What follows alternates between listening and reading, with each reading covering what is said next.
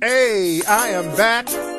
Welcome back, everybody, to the Tariq Elite Radio Show. I am your gracious host, Mr. Tariq Elite Nasheed. Glad to have everybody tuning in. Don't forget, man, I'm going to be doing a lecture November 14th in Toledo, Ohio.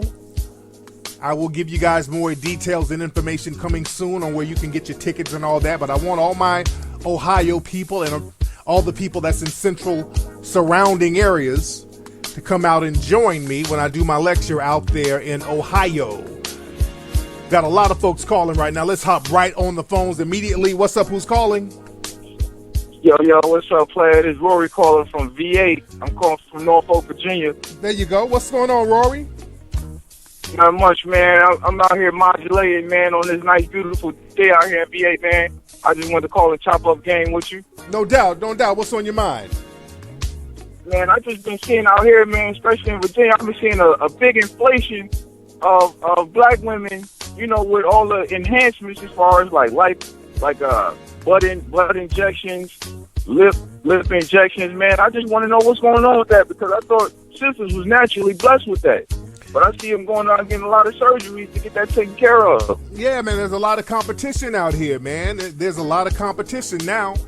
And, you know, everybody's trying to step their game up as far as looks-wise because now you got the Twitter and the Instagram models that you got to compete with. Back in the day, you just had to compete with people in real life in everyday interactions. But now you got to compete with people all up on Instagram and all this old stuff. So you gotta really step your game up in this environment to really stand out if that's what you want to do. Now a lot of people need to depend on their personality because you can have all the enhancements and all that old stuff, but if you don't have the personality to hold the attention of people that you interact with, then that's something else. But right now we live in an attention whoring stage. Now everybody just wants to be seen. And we got to get into we just got to get into a stage where not only are you seen, you are being dealt with and you're having interactions that's constructive. That's what we really need to focus on because you can have all the ass in the world, but if you got the kind of personality that makes a nigga want to hit it and then slide you back to the curb, then those enhancements don't mean anything. You just motherfucker getting attention until you fall off. So we got to focus on our personalities out here in the game, man. But anyway, thanks for the call, fam. All right, thanks, man. Have a good one. No doubt. That's why, man, y'all need to step your game up by getting my lectures. My Code of Conduct lecture is available. My International Racism lecture is available at TariqRadio.com. I want you guys to listen to that, and you can stream it online. Get those lectures and stream those right after you listen to today's show. Because we got to get our mouthpiece together. We got to get our mind game together. That's very important. Let's see who else we got on the phone. What's up? Who's calling? Hello, Tariq. Hey, who is this?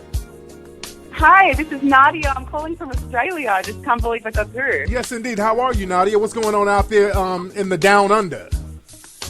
Oh, look, I'm great, Tariq. I'm thrilled to talk to you. I'm coming to New York on Monday, so I'm just in Canberra right now. I don't know if you've ever been out this way. I know you've been to Australia, but have you been to Canberra? No, I was in Sydney. I was in Sydney for the most part. Oh, well, that's my hometown. Yes, indeed. Yes, indeed. So what's going on? Tariq, what's on your mind? So I must be honest. Look, I haven't been listening to the show. I actually found out that you were live through Instagram. Okay. So apologies if this is out of context. But what I wanted to know was what you think about just with down low men in general. Like if a man has any sexual experience with other men, even if it's just like kissing or something like that, is he to be avoided? Is he to be charged to the game, as you would say? If you're a lady, yes, absolutely, because he's gay. See, we have all these little things now that people throw out. Well, he's bisexual, he's bi-curious, then they got trans, gender, all these different names for dudes. It's just gay. Yeah, you're just gay. If you kiss a dude, you're gay. If you do anything sexual with another dude, you're gay. And so the reason I ask is because you know how with us women, it's a lot more fluid. Like most women have, done something with a woman at the club back in the day or whatever. But with men, I just wondered what the new rules were on that. So thank you for putting me up on game. Thank you, Tariq. No problem. Thank you so much. Yeah, look, with dudes, with women is different. Women kiss and, they kiss and sometimes they might even finger each other, but they can get their minds right. You dig? A lot of women have had all types of experiences, and then after a while they say, you know what? I like dick. Let me just go get me a cool dude. It was cool getting ate out in college. So they'll charge that experience to the game and then go ahead and do something else, or they'll just become a full-blown stud. Either or. But see, with dudes are different. If a dude penetrates another man, you get penetrated. A lot of times you want to get penetrated again. That's totally different. There's a psychological thing there with getting penetrated by another dude. It ain't like he's gonna snap out of that shit. It's a whole big thing. It ain't like that was just a little college fling. That's why these dudes, they be old as hell going in bathrooms, tapping each other on the foot, making dick signals. Totally different thing. I was looking at the new episode of Love and Hip Hop, and they got these gay rappers on there. These dudes, they're gay rappers, and they're like in a relationship. So black people got to be very particular about understanding what the deal is, because a lot of the gay culture is being pushed on black so-called society, and black society is just a result of white supremacy, by the way, but that's a whole different story. But a lot of the gay culture is being pushed, and I'm not saying gay culture is good, bad, right, or wrong, but I'm saying we got to look at why is it being pushed on us. Like, okay, hey, look, this ain't so bad, why don't you try it? Whenever the white supremacists come with us or come to us with something like that, we always have to question it. Anything that they're trying to promote with us, we always have to question their motives. But I digress. Hello? Hey, what's up? Who's calling? What's going on? My name is Tutal. I'm coming from West LA. What's up, Tutal? First time caller. How you doing, sir? What's up, Two-Tone? I knew a player from the streets named Two-Tone from back in the day, man. How long you been out here in L.A.? I've been out here. I'm born and raised from L.A., man. Okay. And I got a question I wanted to ask you, some advice. Go ahead, fam. So, look, I'm in my 30s. I'm well into my career. I got recently accepted to graduate school to go get some specialized knowledge in real estate development. I got a scholarship to go. I'm also working on a startup company. Should I go out there and spend, the time and the energy to go and get that formal education while building, a startup company, or should I just stay here and, do a 9 to 5 and try to, build it on the side and get into the game that way, as far as being a professional entrepreneur? Now, where do they want to send you? You said, where do they want to send me? Yeah. You mean which school, right? Oh, yeah, which school? Where are you going? Where are you going? Washington, D.C., Johns Hopkins University on scholarship to study real estate development. Okay, and the scholarship is paid for in the whole shebang? Not 100%. It's probably going to be about 70%. I'd say 50 to 70%. So I might have to put up some cash to do it. And my wife is making good money. I might have to, leave her in Cali so I won't, cut off her income while, to come out there and do it. So it's kind of a conundrum. Okay, yeah, okay. Now, I didn't know you had a wife. See, that's a whole different thing right there because, I don't like the idea of couples having to leave and all that without something being guaranteed. How long you been married, by the way, Tone? I've been married for 3 years now. It's gonna be the third year. Okay. How old are you and your wife, by the way? I'm 33 and she is 31 years old. Okay, y'all She's doing well. Yeah. I'm doing cool, but I need to step up because she's really killing it right now, and I'm trying to do my thing as well. But it's kind of a difficult decision to make. You feel me? Right. Y'all have any kids? No kids yet. Okay. Now, if you were younger, like I would say in your early 20s and just not in a marriage, I would say, yeah, go out there just to get the experience. But now you're in your 30s and now you're pretty much established. So I would say just do what you need to do here. I would say don't go there because you already, you got your wife, you are in a situation, so you can build something where you are right now. Your wife is doing her thing, so that's a plus. So she has your back. So I would say stay here and just go ahead and get it cracking right here where you are right now since you're already established. And that's even if she's already ahead of me. I mean, I'm kind of established, but I'm still kind of in that in between. You know, I'm in that in between stage. You feel me? So I'm really trying to step up to be on her level, but that's going to take some time and sacrifice to do it here. Right. All right. But don't compete with your wife. It's almost like you guys are in it together.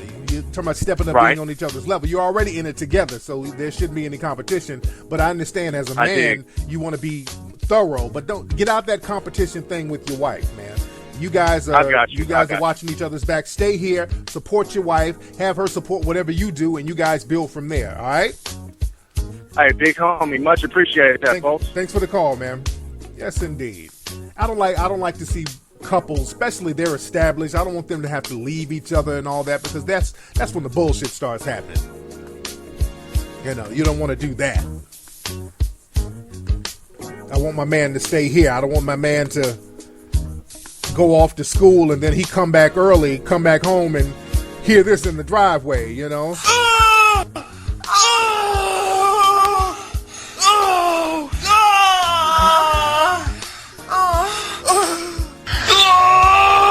you hear that coming home from school.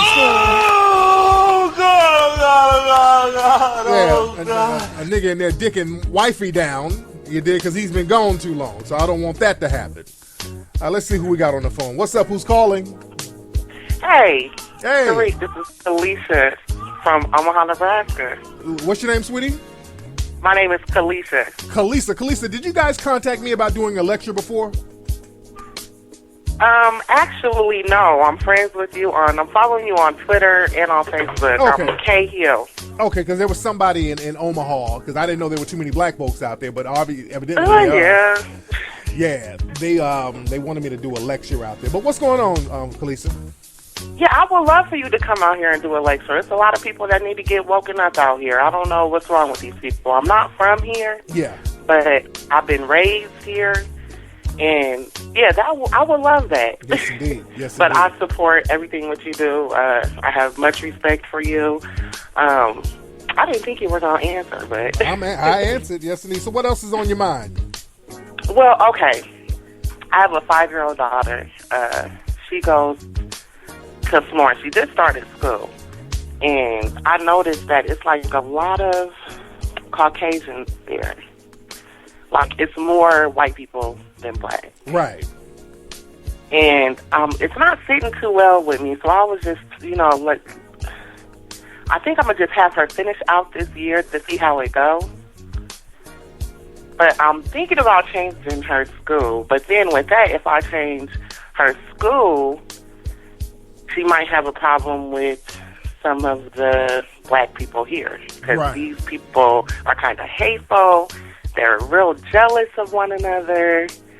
And I just don't know what to do. And I feel you. I feel you 100%.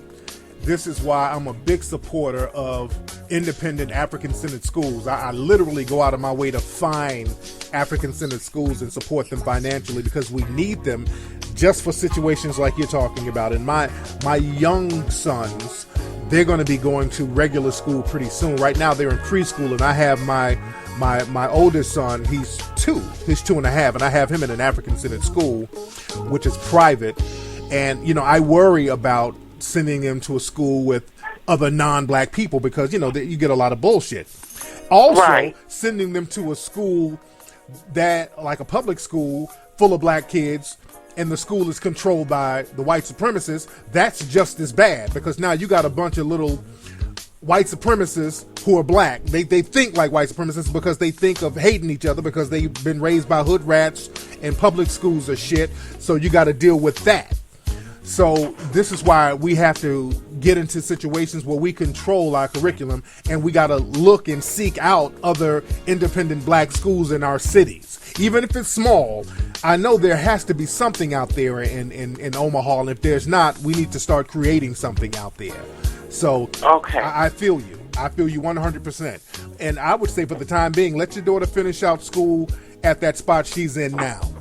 Because it's like, unless we're running our own schools, we're in the same boat. If you send your kid to the little hood public schools that's been gentrified out and that all the black people have been shipped to because our public schools, we don't have any black schools. We have schools where black people are shipped to.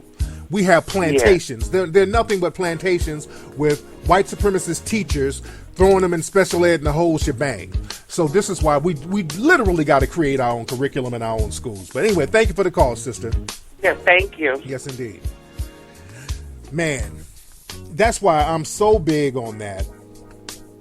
That's why I'm so big on independent black schools. We really need those, fam. Because again, I don't want my kid to have to go to a school that's predominantly non-black, and then, one day he comes home and I had to explain to him why somebody then called him something crazy. You understand? Because again, black people think that being tokenized, being that token black person in certain schools, that's going to somehow make you special and save you from systematic white supremacy, and it's not. And again, the public black schools, this is what private black schools are different, because these are schools that we can control, and there's a different energy, there's a different aura. That hater shit ain't up in there like it is in the black public schools. That self-hate that we have a lot of in the black public schools, because they teach you self-hate in these black public schools.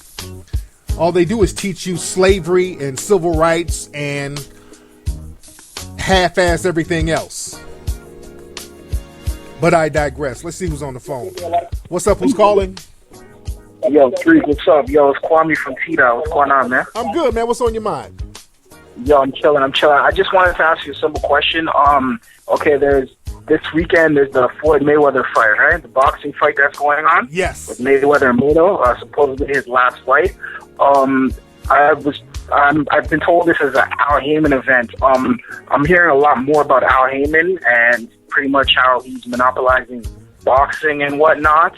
And I think it's even, I don't know, even the government is after him and whatnot. He's an interesting case, but one thing about him is he's very, I guess, discreet. Like, you don't really hear info about him and whatnot. So I was trying to figure out from you if, like, you heard anything about him or what's his background and whatnot, because he's a brother and he's doing his thing. Yeah. And on top of that, he's getting a lot of money with his boxing thing and he's making a lot of boxers money, but you don't really hear his story and whatnot. Right. So I've heard you in the past speak about him. I just want to hear about him, like something about him, yes, like indeed. his story. Okay. Okay, I'll touch on that now. Thanks for the call, man. But yeah, my man is talking about boxing promoter Al Haymon. Now, Al Haymon has been around for years. Al Haymon has been around for years. I've been hearing Al Haymon's name ever since I was a child. He's been around for years. He started off as a promoter for concerts.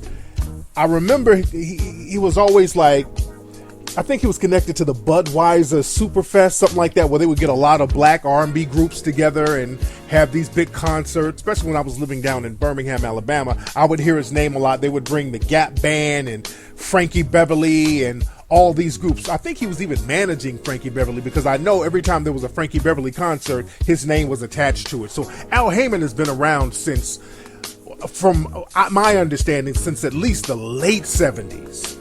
Promoting concerts and events. And he's always been a very low-key dude. Then he discreetly got into the boxing promoting game, and Al Haymon deliberately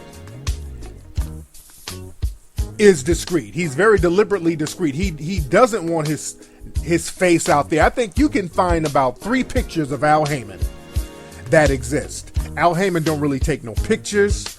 If you do a Google search, it's about 3 pictures of him. Not too many pictures of him. He don't do interviews like that. That man just low-key stacks his paper, which is how you're supposed to do.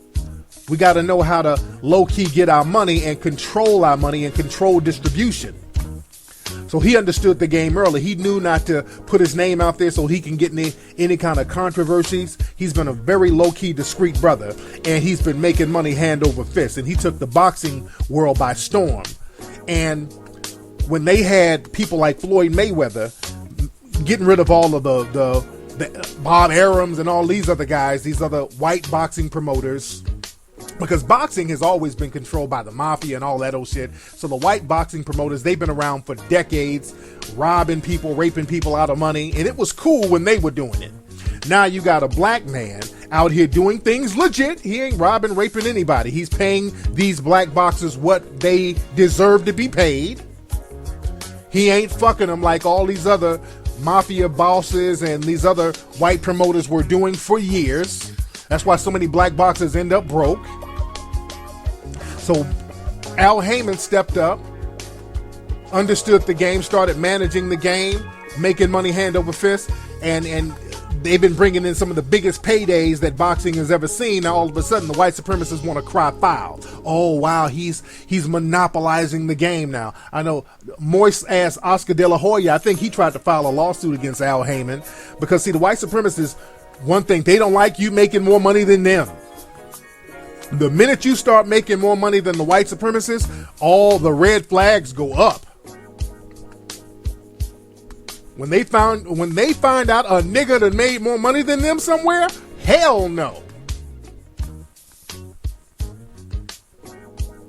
Nigga, they go on alert when they find out a white supremacist that made more money than them. When we did our movie, when I did my movie, The Eugenist, my horror movie that you guys can get on iTunes. Y'all can watch my horror movie, The Eugenist, on iTunes. Now we shot this movie. It's a low budget film. You know, it's a cool film. Not my greatest, but it's a cool film. We shot it in 7 days. All right. Real cool film. We shot it real quick. It's cool for what it was. And I had different races of young actors in the movie. And I had a white girl, a Latina, black Latina, had a black man as the lead, another couple of white cats in it. So it was a mixed cast. Now, the brother Niall, my lead actor, because he was the lead guy and he was in the movie the most, because we paid people, you know, we paid them different rates, like day rates. I paid them on a day rate basis. And some people worked 2 or 3 days because they got killed off very quickly in the movie. So if you got killed off, that was it. All right, have a good day. You dig? So the people who got paid the most were the people who lived the longest in the movie. Now, there were some people who got killed in the first 5 seconds of the movie. So the main actor, the black guy, Niall, he was in the movie the longest. So obviously he got paid the most because he actually worked every day of the movie. And the white girl, one of the white girls in the movie, she found out how much that he got and that we took care of his hotel and all that stuff. So she started tripping out. This is after the movie's done. We wrapped and everything. I'm back in LA. Everything is done. The movie's wrapped. But, you know, she was corresponding with different folks from the movie, and she found out, the white chick found out that a couple of the black people got a little more money than her. So she called us like, where's her money? I'm like, what the fuck you mean? Where's your money? We paid you what we said you were going to get paid. She said, oh no, I heard that Niall got more money and they did this and they did that. I was like, he's the star of the movie. Well, I feel like I should have gotten more money too. And she just kind of went on calling me and my assistant just on and on about how she thinks now that she deserves more money. And I told her she can eat a dick. You agreed to what we offered you. You took it. Keep that shit pushing. Get out the next motherfucker's pocket. Get out the next person's pocket. But the thing is, her thing was on some low-key white supremacist shit. How come all the black folks got more money than me? It was that shit. Then it got into some old white privilege shit. I deserve more money. No, you don't. Now, we're cool now, but I had to let her know. I'm not giving you shit. You can call over and over, but no. We gave you what we said we're going to give you. But a lot of people in the dominant society think like that. They don't want no black person making more paper than them. Let me see who else is on the phone. What's up? Who's calling? Hey, what's up, man? This is Jimmy from the Bay Area, man. What's up, Jimmy from the Bay? What's on your mind, man? I have a relationship question. Go ahead. I'm doing relationship questions too. What's up? Is it true that Peter caught you and Tommy fucking? Oh, no. That was me and your grandma, nigga. That was me and your grandma. I was titty fucking your grandma, nigga. I was titty fucking. It was good, but the bitch's dentures came out and scratched my balls. All right? Now get the fuck off my phone, you bitch ass nigga. Get your ass on. Get off here, your ass nigga. off my phone. You damn nigga! Fuck out of here. All right, anyway. Call me with that shit. All right, what's up? Who else we got on the phone? What's up? Who's calling? Oh, yo, Tariq, what's up? Okay, first off, nigga, why you whispering? Oh, no, I was just checking, because, like, it's different phones, so, like, sometimes they're too loud, and sometimes they're, like, very light, so I have to check. Okay, sound like you sound like from Canada. Okay, I was about to say, you sound like you're from Canada. You got a Canadian accent. What's going on, man? What's on your mind? Yo, okay, brother, I have a question. How come all these black guys keep going and joining the military when the military ends up going and killing black people in the streets?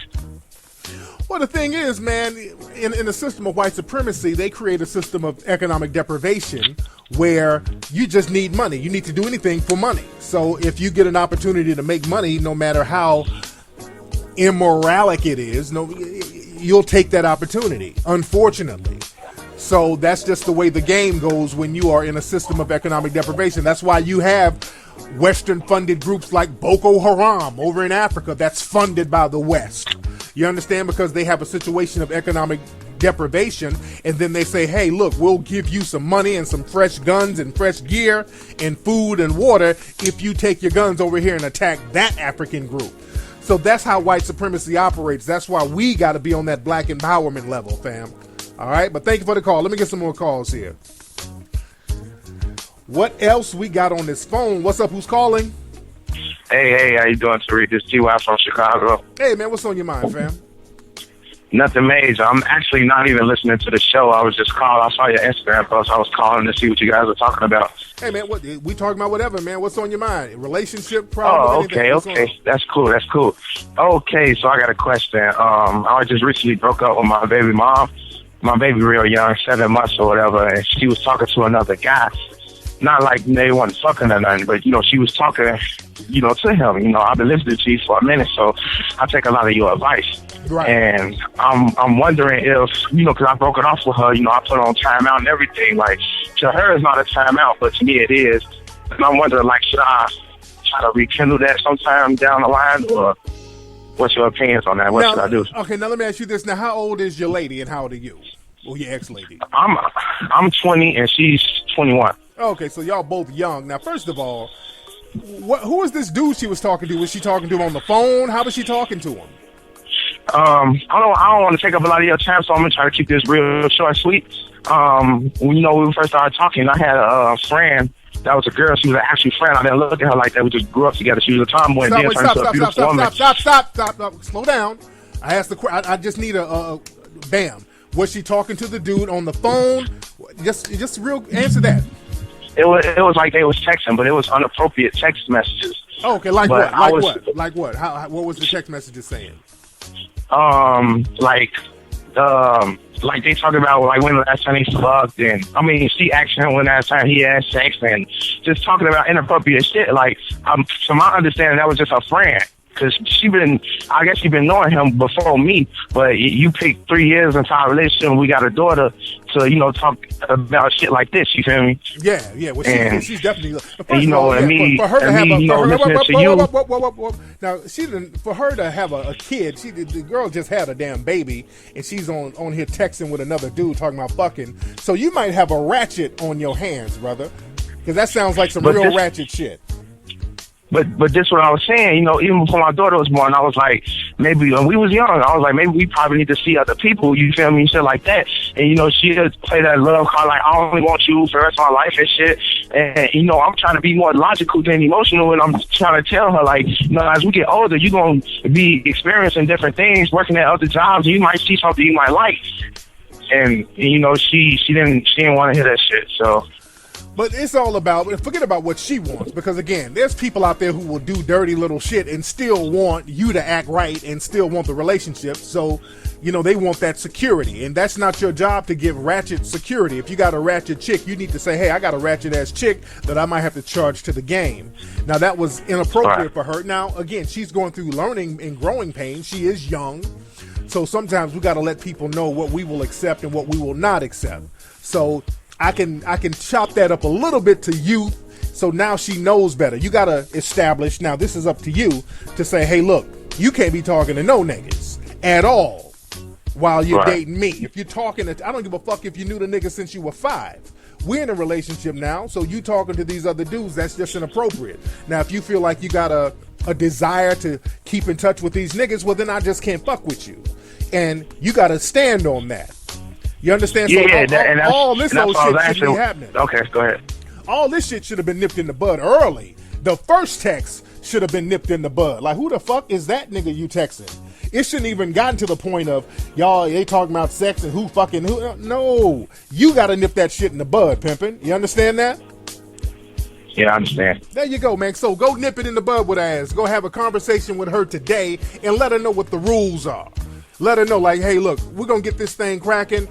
But hey, Tariq, you know, I mean, since I'm, you know, I was being favorable, I'm single, you know, I'm getting a lot of, you know, cooperation from women and shit. So that's why I'm like, later on down the line, should I try to, you know, for the sake of my daughter, or, you know, that's what I was kind of asking.